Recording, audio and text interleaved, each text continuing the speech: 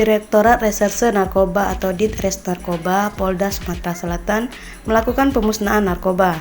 Pemusnahan tersebut dilakukan di hadapan para tersangka di ruang press rilis Polda Sumsel, Senin 21 Maret 2022.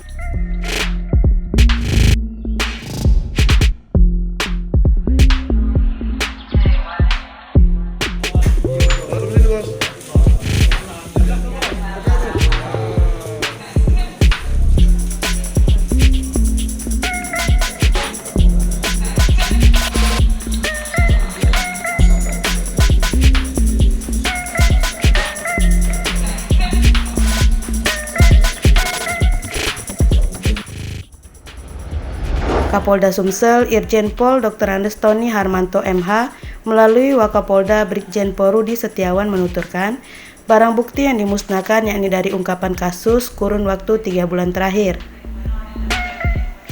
Dimusnahkannya barang bukti ini di bulan Maret 2022, Polda Sumsel berhasil menyelamatkan 145.120 anak bangsa.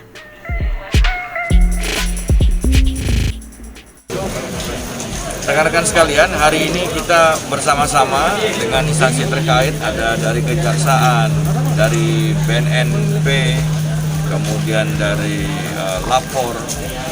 Kita sama-sama berkumpul di sini untuk melakukan pemusnahan barang bukti. Tentunya aspek legalitas sudah kita lalui, administrasi penyisihan barang bukti, kemudian pemeriksaan uji lab barang bukti tadi juga teman-teman sudah menyaksikan semua, dan kita sudah bersama memusnahkan ekstasi, sabu-sabu, dan yang terakhir ini adalah pembakaran ganja. Terima kasih dan mohon dukungannya selalu.